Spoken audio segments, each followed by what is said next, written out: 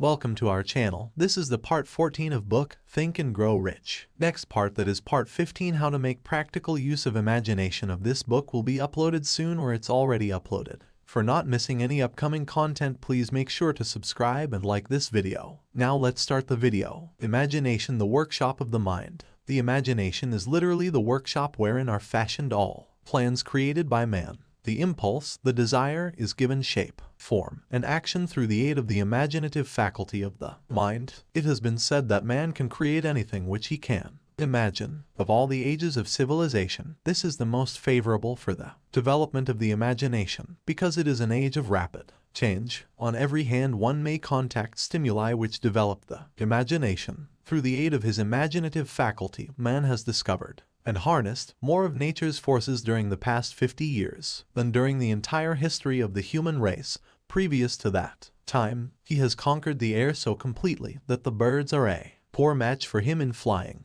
He has harnessed the ether and made it serve as a means of instantaneous communication with any part of the world. He has analyzed and weighed the sun at a distance of millions of miles, and has determined, through the aid of imagination, the elements of which it consists. He has discovered that his own brain is both a broadcasting and a receiving station for the vibration of thought, and he is beginning now to learn how to make practical use of this discovery. He has increased the speed of locomotion until he may now travel at a speed of more than 300 miles an hour. The time will soon come when a man may breakfast in New York and lunch in San Francisco. Man's only limitation, within reason, lies in his development and use of his imagination. He has not yet reached the apex of development in the use of his imaginative faculty. He has merely discovered that he has an imagination, and has commenced to use it in a very elementary way. Two forms of imagination. The imaginative faculty functions in two forms. One is known as synthetic imagination,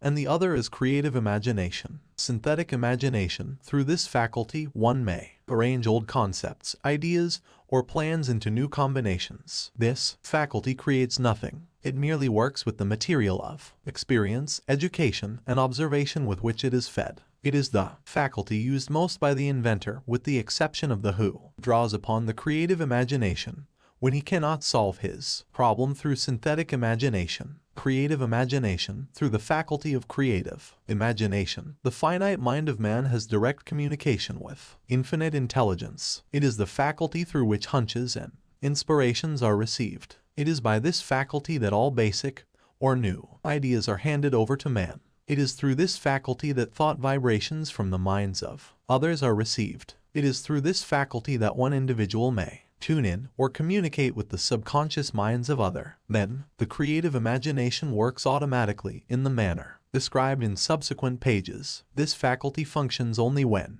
the conscious mind is vibrating at an exceedingly rapid rate, as for example, when the conscious mind is stimulated through the emotion of a strong desire. The creative faculty becomes more alert, more receptive to vibrations from the sources mentioned in proportion to its development through use. This statement is significant. Ponder over it before passing on. Keep in mind as you follow these principles that the entire story of how one may convert desire into money cannot be told in one statement. The story will be complete only when one has mastered, assimilated, and begun to make use of all the principles. The great leaders of business, industry, finance, and the great artists, musicians, poets, and writers became great because they developed the faculty of creative imagination. Both the synthetic and creative faculties of imagination become more alert with use, just as any muscle or organ of the body develops through use. Desire is only a thought, an impulse. It is nebulous and ephemeral. It is abstract and of no value until it has been transformed into its physical counterpart, while the synthetic imagination is the one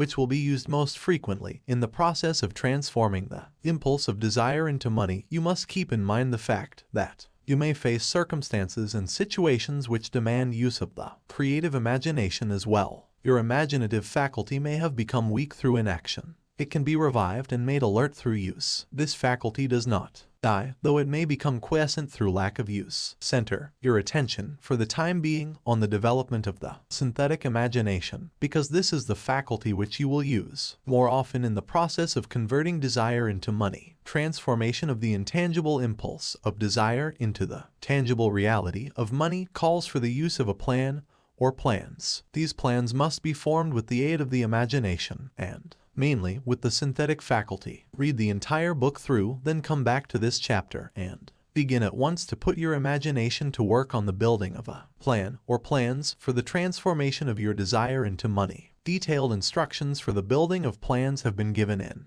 almost every chapter. Carry out the instructions best suited to your needs. Reduce your plan to writing if you have not already done so. The moment you complete this, you will have definitely given concrete form to the intangible desire. Read the preceding sentence once more. Read it aloud, very slowly, and as you do so, remember that the moment you reduce the statement of your desire and a plan for its realization to writing, you have actually taken the first of a series of steps which will enable you to convert the thought into its physical counterpart. The earth on which you live, you, yourself, and every other material thing are the result of evolutionary change, through which microscopic bits of matter have been organized and arranged in an orderly fashion. Moreover, and this statement is of stupendous importance, this earth, every one of the billions of individual cells of your body, and every atom of matter began as an intangible form of energy. Desire is thought impulse. Thought impulses are forms of energy. When you begin with the thought impulse, desire, to accumulate money, you are drafting into your service the same stuff that nature used in creating this earth and every material form in the universe, including the body and brain in which the thought impulses function. As far as science has been able to determine, the entire universe consists of but two elements, matter and energy. Through the combination of energy and matter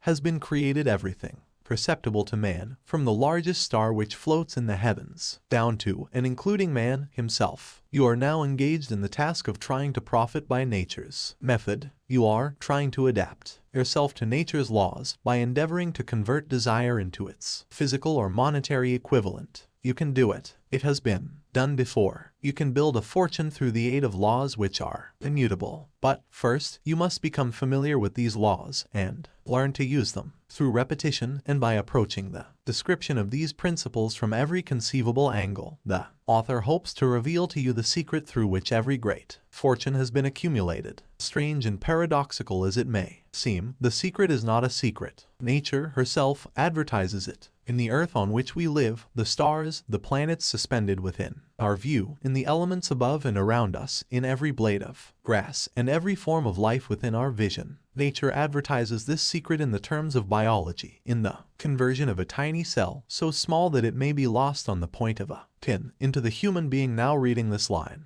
The conversion of desire into its physical equivalent is certainly no more miraculous. Do not become discouraged if you do not fully comprehend all that has been stated. Unless you have long been a student of the mind, it is not to be expected that you will assimilate all that is in this chapter upon a first reading, but you will, in time, make good progress. The principles which follow will open the way for understanding of imagination. Assimilate that which you understand as you read this philosophy for the first time. Then, when you reread and study it, you will discover that something has happened to clarify it and give you a broader understanding of the whole. Above all, do not stop nor hesitate in your study of these principles until you have read the book at least 3 times, for then you will not want to stop. Now, don't forget to subscribe our channel because there's a lot books coming up, also like our video.